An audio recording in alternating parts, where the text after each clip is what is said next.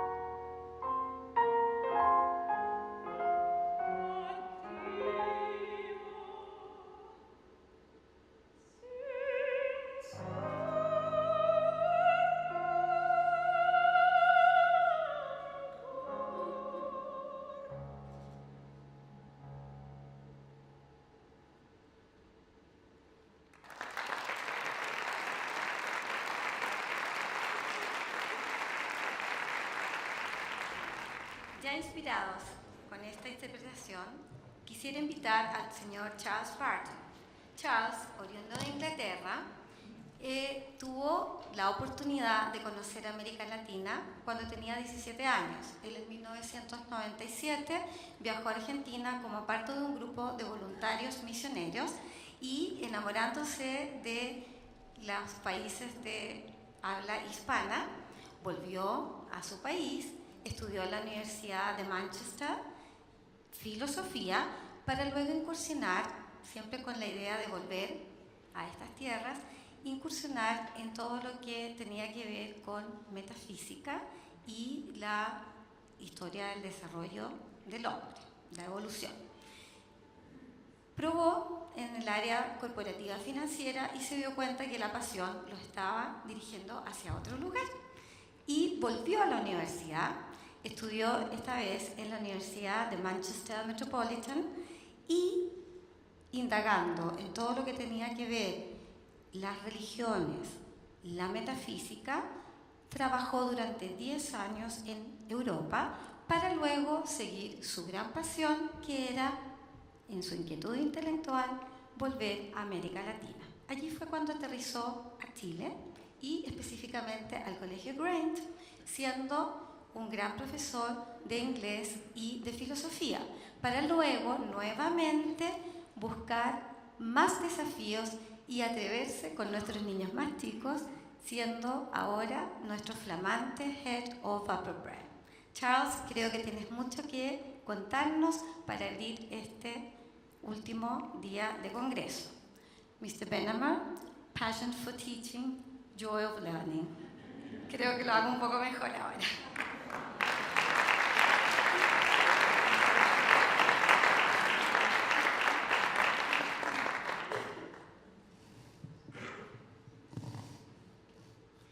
Good morning, everyone. If I was feeling insecure about my voice, coming after Javiera has kind of calmed me down, actually. I like to talk about philosophy a lot and the power of wonder. And sometimes people tell me that philosophers make things too complicated and really hard to understand. That's definitely not the idea today, so I'm going to start with a very simple summary. I wrote this a while ago, by the way, so any connections that you spot with Carlos's speech from yesterday or Daniel Martinez's is pure serendipity. These are my convictions. Things change. People change. People change things. Teachers change people.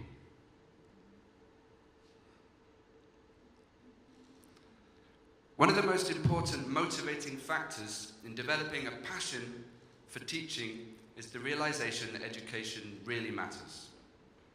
There are countless politicians, activists, business leaders, scientists, sports persons, comedians, writers, artists, and musicians who've left an incredible impact, an imprint on the world, and are rightly famous for it.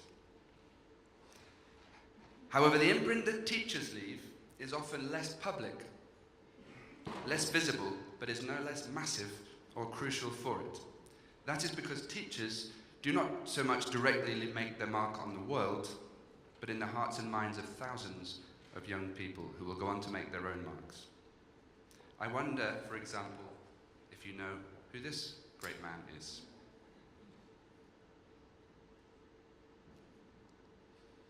His name was Howard Thurman, and he taught Martin Luther King at Boston University.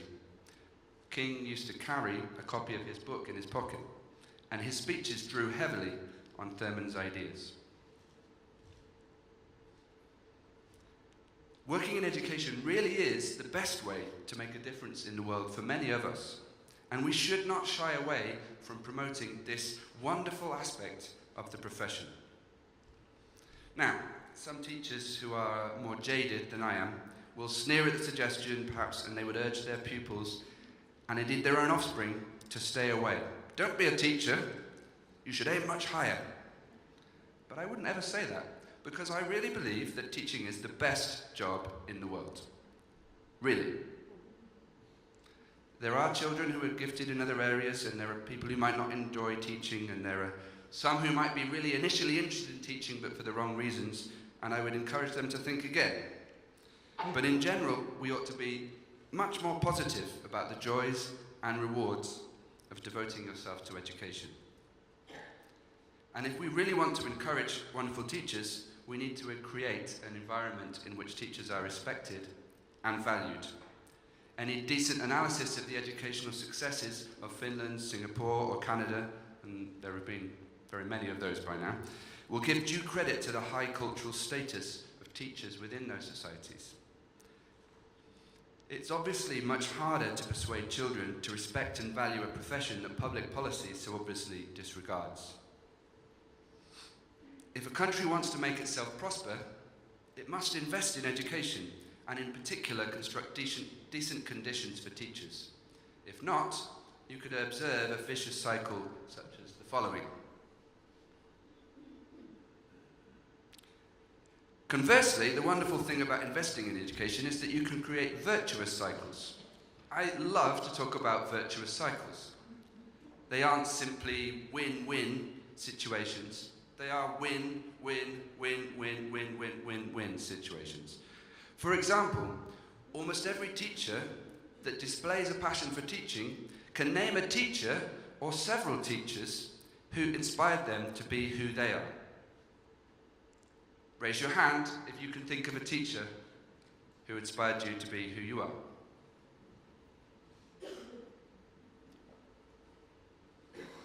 A move to improve the status and conditions of a career in teaching could be accompanied by tighter selection criteria, of course. In Finland, you need to have a master's. But if you want to be selective about who becomes a teacher, you need to start attracting a lot of people into the profession. Another important factor in how policymaking can help to develop passionate teachers is high-quality teacher training and continuing professional development. It makes sense that we tend to enjoy things when we sense we have the potential to get better at them, although that doesn't seem to apply to football, where I enjoy it even though no one's really noticed any difference. We need to give teachers the tools and skills to plan successful classes and manage difficult behaviours, or they are likely to experience continual frustration.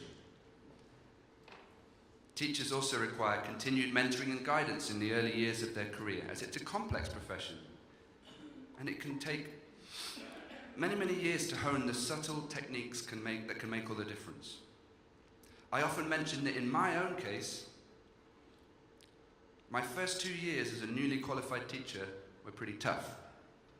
I taught religious education and citizenship in a school where racial tensions and serious violence were a weekly issue. And I questioned myself and whether I was cut out for it on many occasions.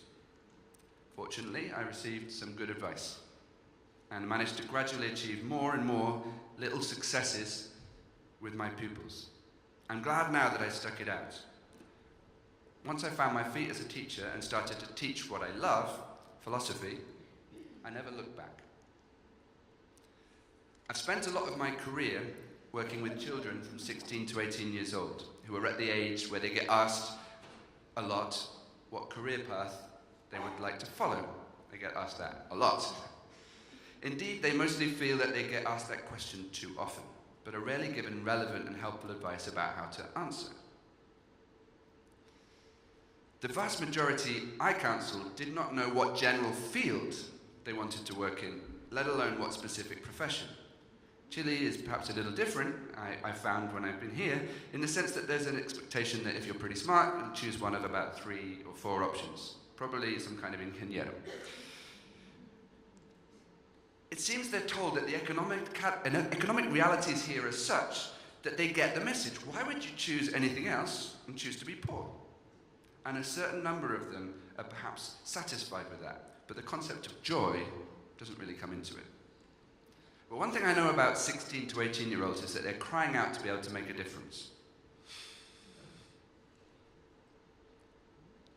In fact, I've discovered, whilst working in the upper prep, that the younger ones are even more idealistic and just as determined.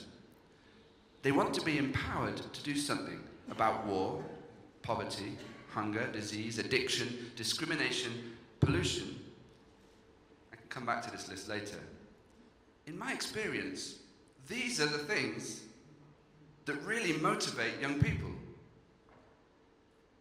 But by the time they get to 18, they've started to get the message from somewhere, hopefully not from teachers, that this isn't realistic to deal with this and they ought to just find their way into the corporate world and get on with things as they are. They're told that they are too idealistic for wanting to tackle these things, that these problems are somehow eternal or set in stone. Now, in a way, of course, there will always be people who are poorer than others or have what we call relative poverty. But you'd have to be ignorant of history, oblivious to current affairs, or extremely statistically illiterate to think that poverty is an unchanging element of society, likewise with war, disease, or any of the other major ills of human existence. I'm a great admirer of the Harvard psychologist Steven Pinker. In particular, the book The Better Angels of Our Nature is a source of inspiration to me. He shows very patiently, with numerous graphs, which I'm going to rush through, that society is not stuck. That whilst we face many crises, we are also able to make global progress. Despite the pessimistic flavour of news media, and without minimising the seriousness of current tragedies, we've in fact done so fairly consistently.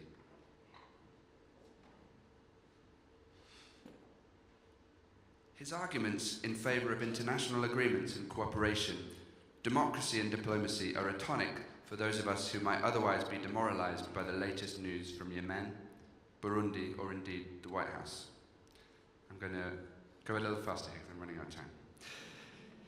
In researching for this talk, I repeatedly came across a quotation from Henry Adams, which has become very frequently quoted. You may well have seen this quote before. Very quickly, all I wanted to say was, what he was really trying to say, if you read the full context, is watch out. Watch out. There's the full quote, which I won't read through now. We have such an impact, and society is so incredibly sensitive to our influence. And we can take that for optimism or for pessimism. And we need to be careful about what we say and the impact we have on children. Sorry, I'm not going to stick too closely to what I have up there now. But you don't have to be a teacher to promote critical thinking. You don't have to be a teacher to impact people. But being a teacher is one of the best ways that you can really make a difference in the world. I would have loved to have the opportunity to have learned philosophy at school. I had to wait till I got to university to experience that, and there I found it was very good for me. And so I'm, for that reason, very passionate about letting other people have that experience. And I would be passionate to continue talking about philosophy, but I'm going to go through some of that part and finish by saying that these things are hard facts of the universe. In Buddhism, the first noble truth is that there is suffering, or that the world is unsatisfactory. And children know this, adults know this. If we're not taught to be okay with it, by nature, we want to do something about it. And from that recognition that the world needs changing comes a passion that we should not extinguish. And that, for me, is the source of really important change. And we should never stop or allow ourselves to deny what, to me, are important hard facts. And that is that things change, and people change things, and teachers change people.